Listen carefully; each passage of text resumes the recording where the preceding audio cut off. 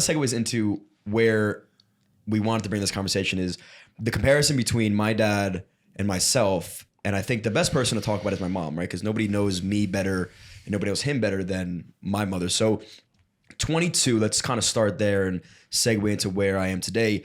What are the major, I guess, similarities first that you see in both of us? Well, the similarities are definitely your work ethic. I mean, there's no doubt you both have very, very good work ethic. How it's shown is different because the business you're in and the business he's in is very different. I mean, at 22, he hadn't graduated college. So we have to, if we want to move a little bit. Let's go post-grad, yeah. Yeah. So he was in an outside sales position with Colgate-Palmolive. He was stacking shelves. So he was, even though the day wasn't a long day, he still was pretty regimented to 9 to 4, 9 to 5, coming home, doing the same thing every day, you know. Then when going into mortgages, you're talking about hours from like 9 in the morning to 11 o'clock at night. When he first started, he put himself with somebody who is, you know, very motivated, very successful, and their hours were very different. And they were in the office like for 12 hours.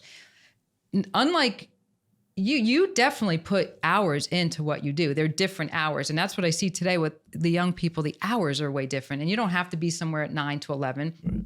You may work from like 4 in the afternoon till 2 in the morning. I'm not, you know, you're always on your computer. I think your work ethic is very similar. How you maybe go about things is definitely different. I mean, he's like anal, organized, different. You're a little bit more by the seat of your pants. I see that because I'm in the middle of it. It's different. I don't know what's better or what's worse because I don't want to judge anyone for what's better or worse. I always say that, like a clean house versus a dirty house. I don't know who decided the clean house was the right way and the dirty house was the wrong way, but it's just what people want to think as right or wrong. So sure. And being the mom is hard because I see you as everything you do is great. And him at 24, I was the wife. So it was different. You know, I thought everything he did was great, but it's coming from a different place. Right. So, okay, we have the hard work, I guess, as similar. Let's talk more about personalities. Do you think we're similar? I think you both don't realize how similar you are, which is funny. Really?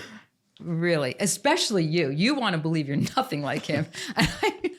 That's not true. I think now at 27, I do acknowledge like, shit, that's just like my dad. He would have said the same thing. Yeah. Well, the corny stuff, you're hoping you're not. The corny stuff, the slightly subtly condescending stuff, you're like, oh man, that's terrible. That's him. So this is an intervention, I guess. Which is no, not intervention. Oh, well, we don't want it to flip to you. No, we can't. No, okay. We just want it on him. Yeah. Well, my point is that I could definitely see the similarities in you. You can't get stuff done, John.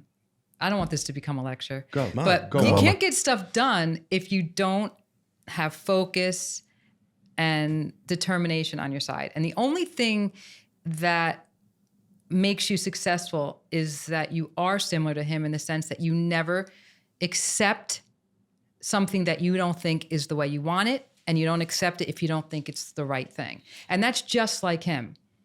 So sometimes what he may think is right and you think is right is different, but you're both stuck on what you guys think is right. That's where you're similar. Right. Because you believe that you know your industry, and you do, and what's right for your industry. He believes there may be other things. So that's definitely similar between. Good point. I think they call that stubborn. They may. Sure. You can throw that into under the umbrella of being stubborn, of course. I mean, I think where you're a little more like me than you are like him is you're definitely a little more of a conversationalist than he is when it comes down to like, well. Interesting coming from your wife, huh? Well, that's true. Well, I would never have said I'm a conversationalist. No. I know, but he is. He is. And I would say back to maybe one of the differences is I was always one, and I still am, to listen 80% of the time.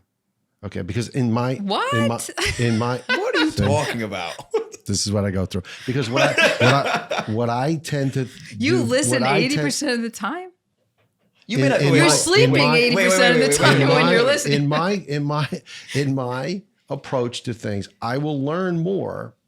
I may have to listen longer to capture 25% of what I'm going to then leverage or use somewhere else. But I need to listen more than I talk.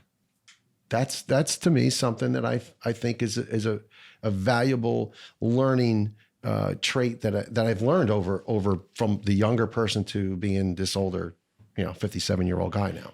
Hey guys, if you enjoyed this clip, be sure to check this one out right here because it's just as good or maybe even better. Cheers.